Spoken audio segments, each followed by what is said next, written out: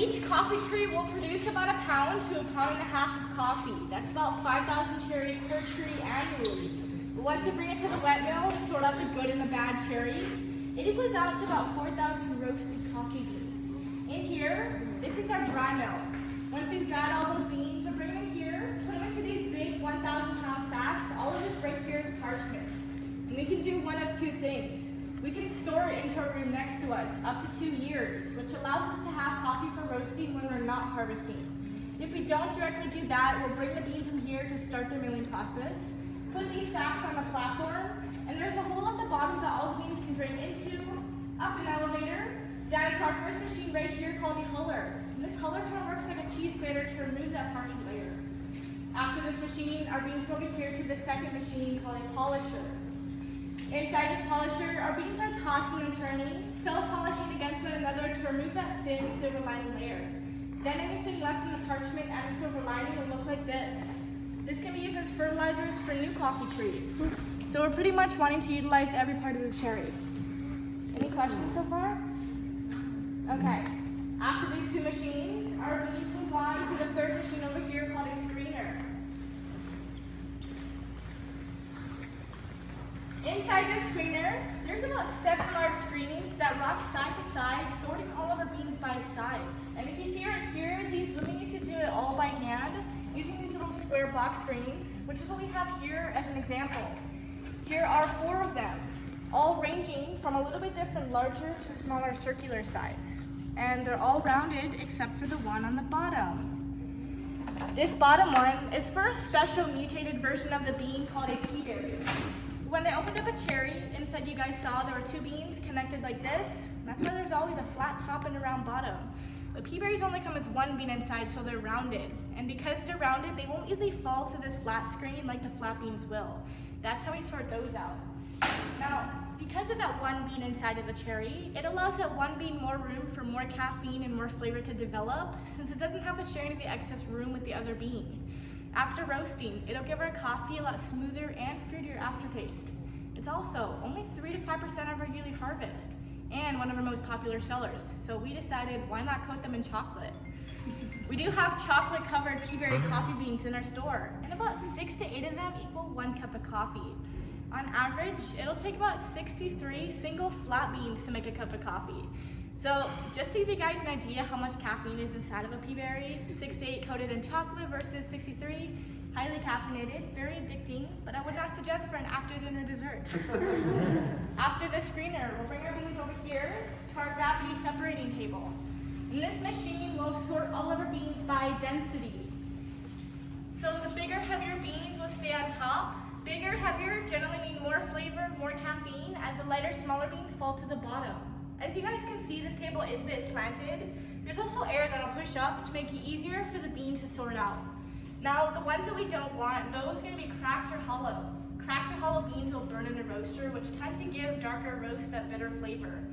So any cracked or hollow beans fall to the side right here, down into a bag we'll have, and then we can use for body products. Body products such as hand lotions, coffee soaps, coffee sugar scrubs, which we all sell inside of our gift shop. We just need to roast them at a lighter temperature for a lighter period of time. After this machine, our beans go over here to the last machine called a color sorter. Now, before the screener, the gravity separating table, and the color sorter, our beans will look like this. And as you can see, there's a lot of discolored ones. Lighter green, darker green, different sizes, definitely some cracked or hollow ones as well. But after those 3 machines, we'll have a significant difference in size, color, no cracked or hollow ones either. So this one's a lot more uniform. Typically, sometimes it takes maybe 2 or 3 times to go through the machines to make sure we get all of this high quality coffee that we need. Now inside this machine, all of our beans will fall down that conveyor belt, and there's a camera at each angle that'll retract light to detect which ones are dark green beans versus light green beans. So if coffee pickers pick more yellow cherries or more green cherries rather than red, more often than not, the bean inside is a lighter color green, which means lower quality, less flavor, less caffeine. Anything lower quality shoots out by puffs of air into this bag right over here, used for a coffee we do sell inside of the store called premium coffee. And that's just a grade lower than the Private Reserve. Private Reserve is a bigger bean, the ones that you guys had for sampling out front. Can anyone tell me which has more caffeine, lighter roast or darker roast? Lighter. Lighter, why? Roasted less long. Exactly. We get all the caffeine from the beans itself before we even roast coffee. Then, when we roast coffee for a longer period of time, we're extracting, cooking off more of the caffeine, which leave darker roasts with that bolder, smokier, least acidic, least caffeinated coffee. Any questions? Can anyone tell me, take a guess, how many pounds of coffee do you think you roast per year? And we do everything in this facility. Take a wild guess. What's the quantity? How many pounds of coffee do we roast per year? If you need a hint, it's higher than 20,000, lower than 100,000. It's a broad 60. hint. So close. 64,000, yes. So last year was 52,000. But we've also had more tourists these past few months in Hawaii alone than in 2019.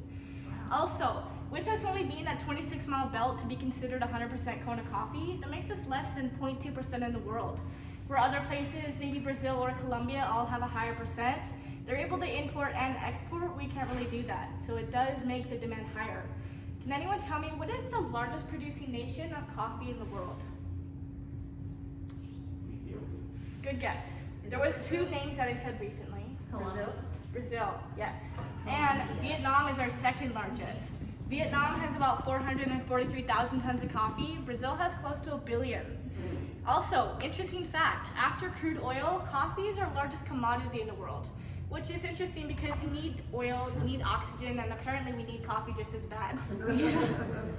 We also have one other type of coffee on a single estate property called Hualalai Estate Coffee, and that coffee is grown in about 2,000 feet elevation versus up here. Do any of you know the elevation we're at right now? 3,200 feet. So down there, drier climate, and for that coffee, we leave the sugary mucilage on it while we roast it to give it a more fruitier and floral taste. So we have that one in our store as well. Like I said, we do all the processing here in this facility except for decaf. So if we want to do decaf, we can wet mill and dry mill here. Then we'll take it to our one and only local processor on the island who uses a CO2 method to extract the caffeine. Using the CO2 method uses gas. Then upon an appropriate amount of heat and pressure, we'll make that turn into liquid.